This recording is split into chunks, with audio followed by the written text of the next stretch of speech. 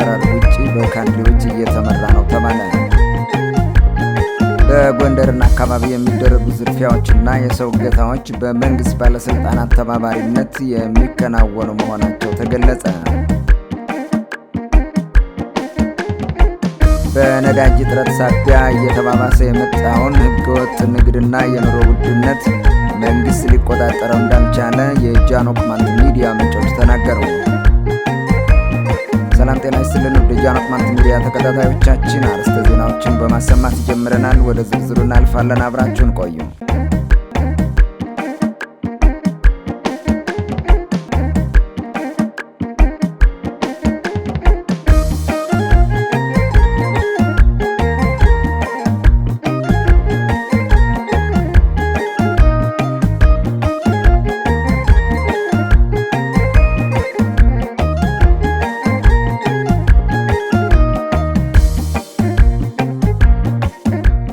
በጭልጋ ወረዳ የሚካሄደው የምርጫ ምዝገባ ከምርጫ ቦርድ አሰራር ውጪ በካድሬዎች እየተመራ ነው ተባለ።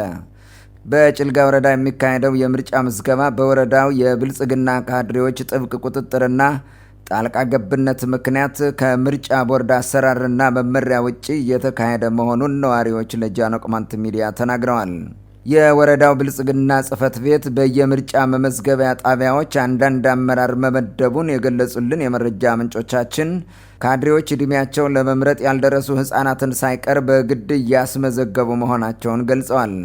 በየምርጫ መመዝገቢያ ጣቢያው የተመደበው የብልጽግና ካድሬ ቤት ለቤት እየዞረ ዜጎችን በማስገደድ እና በማስፈራራት እንዲመዘገቡ ያደርጋል ያሉን የአይከልና አካባቢው ነዋሪዎች መምረጥም ሆነ አለመምረጥ ሕገ መንግስታዊ መብታችን ቢሆንም በካድሬዎች ተነጥቀናል ብለዋል።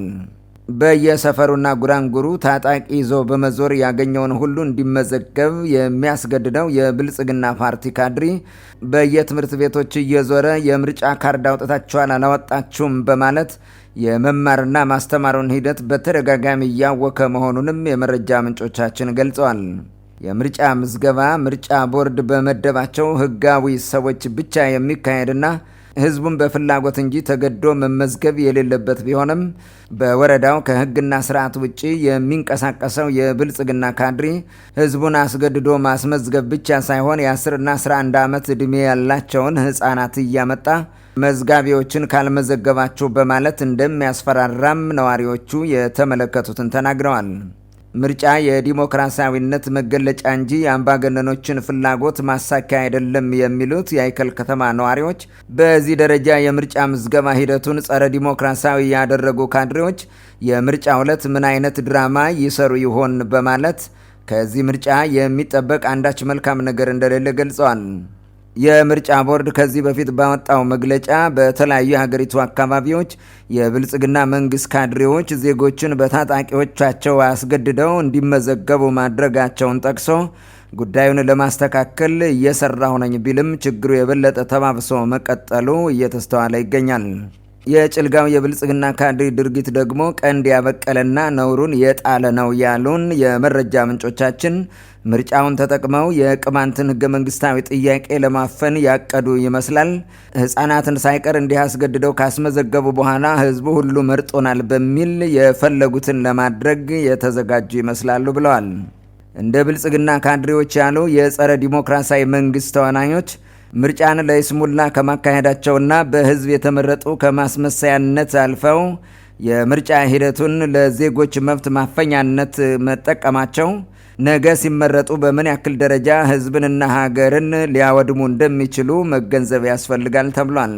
ባፈረሱት የመንግስት ስርዓት ሀገሪቱን ወደ ለየለት ፖለቲካዊና ወታደራዊ ቀውስ ማግደው ዜጎች የመከራ ህይወት እንዲገፉ ያደረጉት የብልጽግና መንግስት ባለስልጣናት በምርጫ ምዝገባ ስም በዜጎች ላይ የሚፈጽሙትን የመብት ጥሰት በአስቸኳይ ማቆም እንዳለባቸው ተጠይቋል። ምርጫ የዜጎችን መልካም ፍላጎት መሰረት ያደረገ የስልጡን መንግስት መገለጫ መሳሪያ እንጂ የዲሞክራሲ ሀሁ ያልገባቸው ኋላቀር ካድሬዎች ህዝባቸውን ለማፈኛነት የሚጠቀሙበት ስርዓት አለመሆኑ ሊታወቅ ይገባል ተብሏል። በጎንደርና አካባቢው የሚደረጉ ዝርፊያዎችና የሰው እገታዎች በመንግስት ባለስልጣናት ተባባሪነት የሚከናወኑ መሆናቸው ተገለጸ። በማዕከላዊና ምዕራብ ጎንደር ቀጠናዎች በዜጎች ላይ ከሚፈጸሙ ዝርፊያዎችና ሰው እገታዎች በስተጀርባ ከዞን እስከ ወረዳ ያሉ የተለያዩ ባለስልጣናት እጅ እንዳለበት የመረጃ ምንጮቻችን አመላክተዋል። ሰው አጋቾችና ዘራፊዎች ብቻቸውን ወንጀሎችን አይፈጽሙም ያሉን አንድ የመረጃ ምንጭ በቀጠናው የሚካሄዱ ዘግናኝ እገታዎችና ዝርፊያዎች የመንግስት ሞባይል ስልክ መስመሮችን እንደሚጠቀሙ ቢታወቅም በጂፒኤስ መያዝ እየተቻለ ዝም የሚባለው ዘራፊው ራሱ የመንግስት ባለስልጣኑ ስለሆነ ነው ብለዋል። ሰዎች ታግተው ከተወሰዱ በኋላ ለቤተሰቦቻቸው ስልክ ተደውሎ የማስለቀቂያ ገንዘብ እንዲከፍሉ ሲነገራቸውና ጉዳዩን ለፖሊስ ሲያመለክቱ በተደጋጋሚ የሚሰጣቸው መልስ ተደራድራችሁ አስለቅቁ የሚል ነው ያሉን ምንጮቻችን ምንም አይነት እርምጃ አይወሰድም ብለዋል። አንዳንዴም ለፖሊስ ሪፖርት በተደረገ በጥቂት ደቂቃዎች ውስጥ አጋቹ ሪፖርት ላደረገው ቤተሰብ ደውሎ ለፖሊስ በመናገር ይህንን ያክል ብር ጨምረንብሃል፣ በአስቸኳይ ካልከፈልክ ታጋቹን በሕይወት አታገኘውም በሚል እንደሚያስፈራራው የገለጹልን የመረጃ ምንጮቻችን ፖሊስም ሆነ ሌላው የጸጥታ ኃይል ከአጋቾቹ ጋር አብሮ እንደሚሰራ አረጋግጠናል ብለዋል። ቴሌኮሙኒኬሽንን በብቸኝነት የተቆጣጠረው የብልጽግና መንግስት የዜጎች እገታ ሲፈጸም አጋቾች የደወሉበትን ስልክ በጂፒኤስ በመከታተል በቀላሉ በጸጥታ ኃይሉ መያዝ እየቻለ ዝም ማለቱ ለዜጎች ያለውን ደንታቢስነት ያመላክታል ተብሏል። የብልጽግናው መንግስት ወደ ስልጣን ከመጣበት ጊዜ ወዲህ በሀገሪቱ በነገሰው ስርዓት አልበኝነት ምክንያት በዞንና በወረዳ እንዲሁም በቀበሌ ደረጃ ስልጣን የያዙ ካድሬዎችና እነርሱ የሚመሯቸው የጸጥታ ኃይሉ አዛዦች አጋች ቡድን አዘጋጅተው ዜጎችን እያሰቃዩ ናቸው ሲሉ በርካታ የመረጃ ምንጮች ተናግረዋል።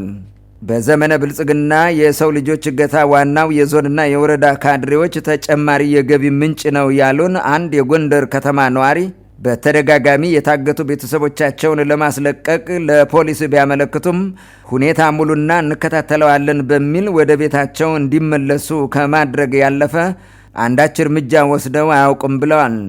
በአንድ ወቅት በማዕከላዊ ጎንደር ዞን አንድ ወረዳ ውስጥ ስልክ እየደወለ ዜጎችን ብር ወደ አካውንቱ እንዲያስገቡ ካልሆነ ግን እንደሚገድላቸው ሲያስፈራራ የነበረ ግለሰብ በማህበረሰቡ ተከታታይ ምርመራ ተደርሶበት በሕዝብ ቁጥጥር ስር ውሎ ሲጠየቅ የአንድ የወረዳ ፖሊስ አዛዥን ስም ጠርቶ እርሱ ነው ይህንን እንዳደርግ ተልኮ የሰጠኝ ሲል ማጋለጡን ምንጮቻችን ተናግረዋል። ጃኖ ቅማንት ሚዲያ በአንድ ወቅት እንደዘገበው ከክልልና ከዞን ወደ ጭልጋ ወረዳ ዋና ከተማ አይከል በመሄድ የወረዳውንና የከተማ አስተዳደሩን ባለስልጣናት ሰብስበው የገመገሙት የብልጽግና መንግስት ባለስልጣናት የየራሳችሁ አጋችና ዘራፊ ቡድን አቋቁማችሁ ብር እንደምታግበሰብሱ የማናውቅ ይመስላችኋል እንዴ በማለት እንዲያቆሙ ትዕዛዝ መስጠታቸው አይዘነጋም። በሰው እገታው ሂደት ባንክ ውስጥ የሚሰሩ ግለሰቦች ሁሉ እንደሚሳተፉ የገለጹልን ምንጮቻችን በአካባቢው ብዙ ብር በባንክ ያስቀመጠን ግለሰብ ስም በመለየት ለአጋች ካድሬዎች ወይንም ሽፍቶች አሳልፈው በመስጠት በእገታ ከሚገኘው ገንዘብ እንደሚካፈሉ አገር ያወቀው እውነታ ነው ሲሉ ተናግረዋል። የመንግስት ባለስልጣናትና ታጣቂዎቻቸው ተጨፍነው በዜጎች እገታና ዝርፊያ ላይ መሰማራታቸው መንግስት የሕግ የበላይነትን ከማስከበር ይልቅ ስርዓት በማፍረስ ላይ ለመሰማራቱ ዋና ማሳያ ነው ተብሏል። በነዳጅ እጥረት ሳቢያ እየተባባሰ የመጣውን ህገወጥ ንግድና የኑሮ ውድነት መንግስት ሊቆጣጠረው እንዳልቻለ የጃኖ ቅማንት ሚዲያ ምንጮች ተናገሩ። የነዳጅ እጥረቱን ተከትሎ እየተስፋፋ የመጣውን የህገወጥ ንግድ እንቅስቃሴና የኑሮ ውድነት ለማሻሻል መንግስት በተለያዩ ጊዜያት ህጎችንና የመመሪያ ደንቦችን ቢያሻሽልም መቆጣጠር እንዳልቻለ የጃኖ ቅማንት ሚዲያ ምንጮች ገልጸዋል። ህገወጥ ንግድንና የኑሮ ውድነትን ለመቆጣጠር መንግስት የሚያወጣቸው ህጎች በራሳቸው በመንግስት ባለስልጣናት እንደሚጣሱም አክለው ተናግረዋል። በተለይም የነዳጅ እጥረት ችግሩን ለመፍታት ለህዝብ የትራንስፖርት አገልግሎት የሚሰጡ ተሽከርካሪዎች፣ የኮንስትራክሽን ተሽከርካሪዎች፣ የሸቀጣሸቀጥ ጫኝ መኪኖች፣ አምቡላንሶችን ጨምሮ የጤና ተቋማት ተሽከርካሪዎችና የቤት መኪኖች ነዳጅ የሚቀዱበት ጊዜና የሚያስፈልጋቸው መጠን በመንግስት ተለይቶ ቢቀመጥም አተገባበሩ ላይ ትልቅ ችግር እንደተፈጠረና ተጨማሪ የሙስና በር እንደከፈተ ታውቋል። ከተለያዩ የሀገሪቱ አካባቢዎች የሚወጡ የፖሊስ መረጃዎች እንደሚጠቁሙት ከሆነ መንግስት ባስቀመጠላቸው ጊዜና መጠን ነዳጅ ለመቅዳት በየማደያው ሰልፍ የሚይዙ ተሽከርካሪዎች ለቀናት እንደሚቆሙና ይህንን ደንብ ለማስከበር ኃላፊነት ከተቀበለው የመንግስት አካልና የማደያ ባለሀብቶች ጋር በጥቅም የተሳሰሩ ግለሰቦች ተራቸውን አሳልፈው ከተፈቀደላቸው የነዳጅ መጠን በላይ በጀሪካን ጭምር ይዘው እንደሚወጡ ያሳያል። በተለይም የቤት መኪኖች ከማደያ የቀዱትን ነዳጅ ጋራጅ ውስጥና ሌሎች ያልተፈቀዱ አካባቢዎች በማራገፍ ለህገወጥ ነጋዴዎች መልሶ መሸጥ የተለመደ መምጣቱን የመረጃ ምንጮቻችን ጠቁመዋል።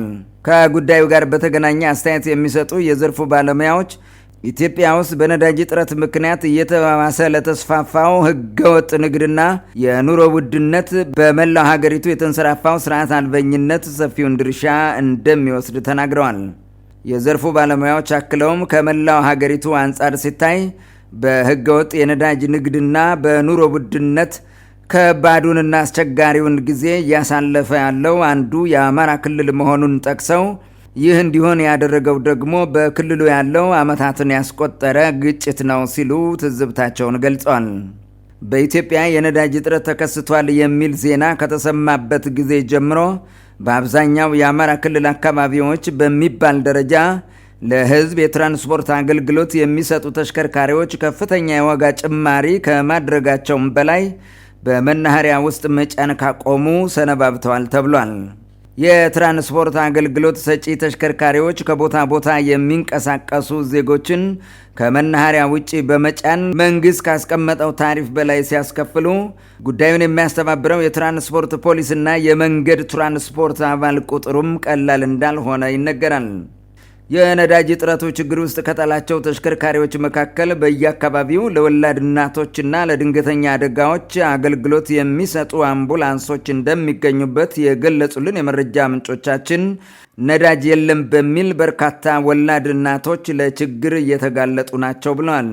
ይህን ጉዳይ በተመለከተ የኢትዮጵያ ቀይ መስቀል ማህበር ባለፈው ሳምንት ይፋ ባደረገው መረጃ በነዳጅ እጥረት ምክንያት ከ370 በላይ አምቡላንሶች ስራ እንዳቆሙበት መግለጹን ጃኖ ቅማንት ሚዲያ መዘገቡ አይዘነጋም።